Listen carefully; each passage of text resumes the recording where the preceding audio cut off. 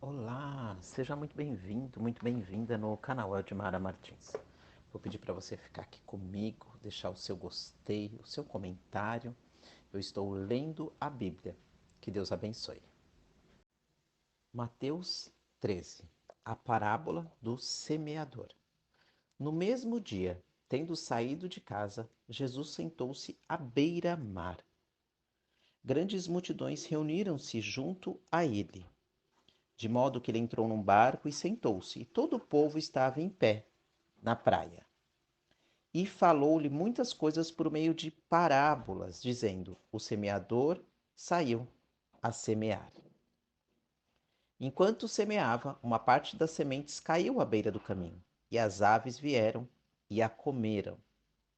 Outra parte caiu em solo pedregoso, onde não havia muita terra, e logo brotou, pois a terra não era profunda. Mas saiu o sol e a queimou, e como não tinha raiz, secou.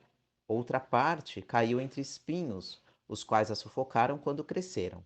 Mas outra parte caiu em terra boa e deu fruto.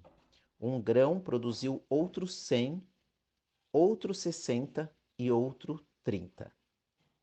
Quem tem ouvidos, ouça. E, aproximando-se dele, os discípulos lhe perguntaram: Por que falas às multidões por meio de parábolas?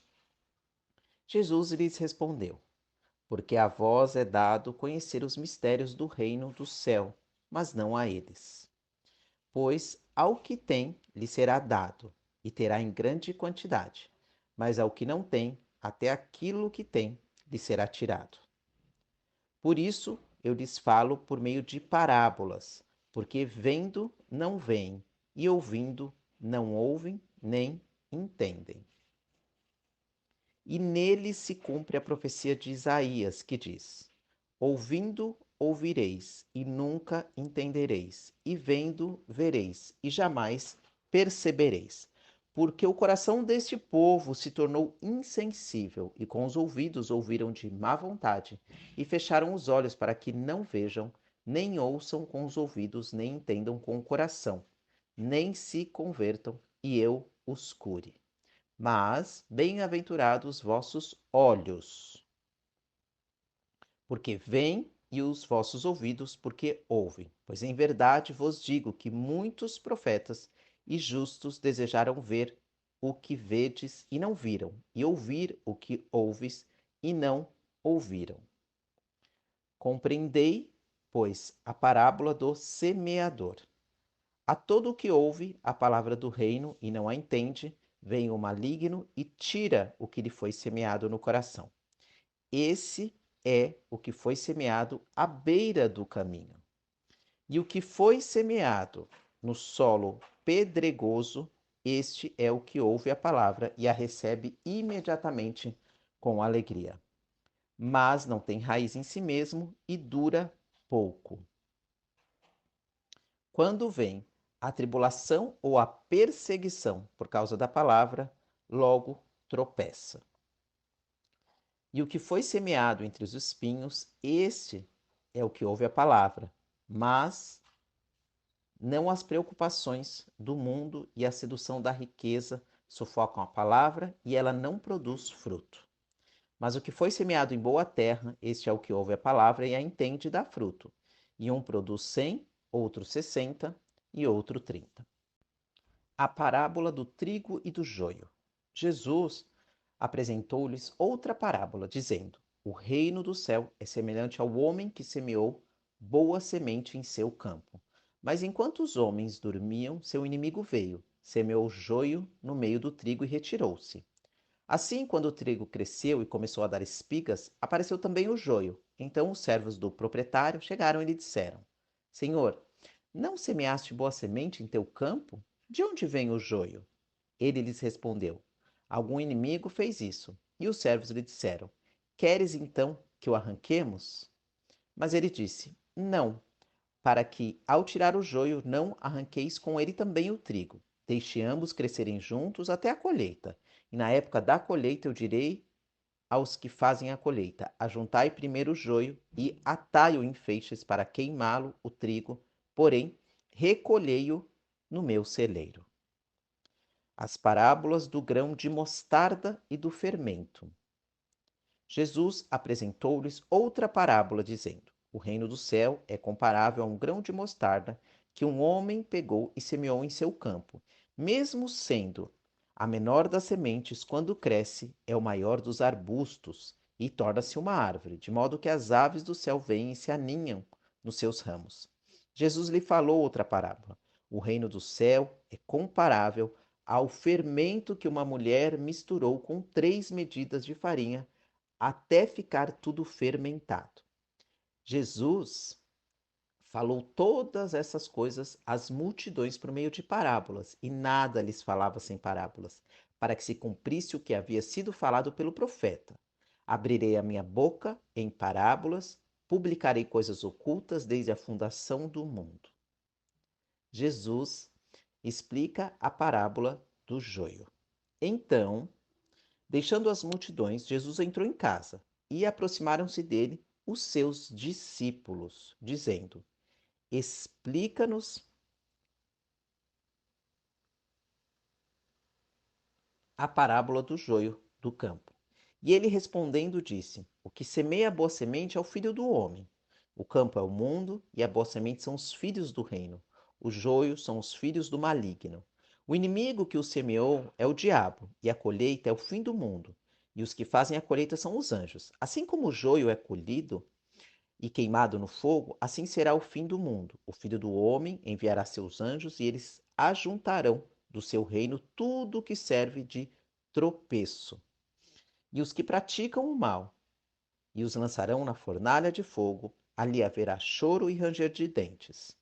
Então os justos resplandecerão como o sol no reino de seu Pai.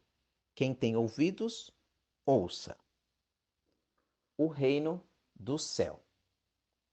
O reino do céu é semelhante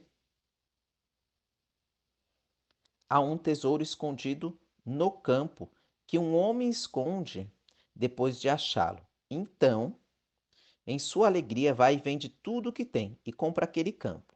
O reino do céu também é semelhante a um negociante que procura boas pérolas. Encontrando uma pérola de grande valor, foi e vendeu tudo o que possuía e a comprou. Da mesma forma, o reino do céu é semelhante a uma rede alcançada ao mar que apanhou todo tipo de peixes. E quando ficou cheia, os pecadores puxaram-na para a praia e, sentando-se, puseram os bons em cestos, mas jogaram fora os ruins. E assim será no fim do mundo. Os anjos sairão e separarão os maus dentre os justos, e os lançarão na fornalha de fogo. Ali haverá choro e ranger de dentes. Entendestes todas essas coisas? Eles lhes disseram: entendemos. E disse-lhes: por isso, todo escriba que aprendeu sobre o reino do céu é semelhante a um chefe de família que tira do seu tesouro coisas novas e velhas. E tendo concluído essas parábolas, Jesus se retirou dali. Jesus é rejeitado em Nazaré. E chegando à sua cidade, ele passou a ensinar o povo na sinagoga, de modo que este se maravilhava e dizia: de onde lhe vem essa sabedoria e esses poderes miraculosos? Não é este o filho do carpinteiro? A sua mãe não se chama Maria e seus irmãos Tiago, José, Simão e Judas? E não estão entre nós todas as suas irmãs? Então, de onde lhe vem tudo isso? E escandalizavam-se por causa dele. Jesus, porém, lhes disse: é somente em sua terra, em sua casa, que um profeta não é honrado. E não realizou muitos milagres ali, por causa da incredulidade deles. Mateus 14. A morte de João Batista. Naquele tempo, Herodes, o governante, ouviu a fama de Jesus e disse aos seus servos: ele é João Batista, que ressuscitou dentre os mortos. Por isso esses poderes miraculosos atuam nele. Pois Herodes havia prendido e amarrado João, colocando-o no cárcere por causa de Herodias, mulher de seu irmão Filipe. Pois João lhe dizia: não te é permitido possuí-la. Embora desejasse matá-lo, Herodes temia o povo, porque este considerava João um profeta. Na festa de aniversário de Herodes, a filha de Herodias dançou diante dos convidados e agradou a Herodes, de modo que ele prometeu, sob juramento, dar-lhe tudo o que pedisse. Instigada por sua mãe, ela disse: Dai-me aqui, num prato, a cabeça de João Batista. O rei, então, entristeceu-se, mas, por causa do juramento e do que estavam à mesa com ele, ele ordenou que a entregassem a ela e mandou decapitar João no cárcere. E a cabeça ela foi trazida num prato entregue à jovem, e ela a levou para sua mãe. Então, os discípulos de João vieram, levaram o corpo e o sepultaram. Depois foram contar estas coisas a Jesus. A primeira multiplicação dos pães e peixes. Ouvindo isso, Jesus retirou-se dali num barco e foi para um lugar deserto à parte. E quando as multidões souberam disso, seguiram-no a pé desde as cidades. E ao desembarcar, ele viu uma grande multidão. Teve compaixão dela e curou os enfermos. Ao cair da tarde, os discípulos aproximaram-se dele, dizendo: O lugar é deserto e a hora já está avançada. Manda embora as multidões, para que possam ir aos povoados comprar algo para comer. Jesus, porém, lhes disse: Eles não precisam ir embora. Vós mesmo dai-lhes de comer. Então eles lhe disseram: Temos aqui apenas 5 pães e 2 peixes. E ele disse: Traz-os aqui. Depois de ordenar que as multidões se sentassem na grama, ele tomou os 5 pães e os 2 peixes, ergueu os olhos ao céu, abençoou e partiu os pães. Depois os entregou aos discípulos e eles os entregaram às multidões. Todos comeram e se fartaram. E recolheram-se 12 cestos com os pedaços que sobraram.